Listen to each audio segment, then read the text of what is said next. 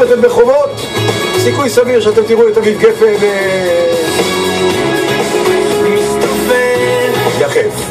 תמיד יש עוד שמות, תמיד נמשיך לחפש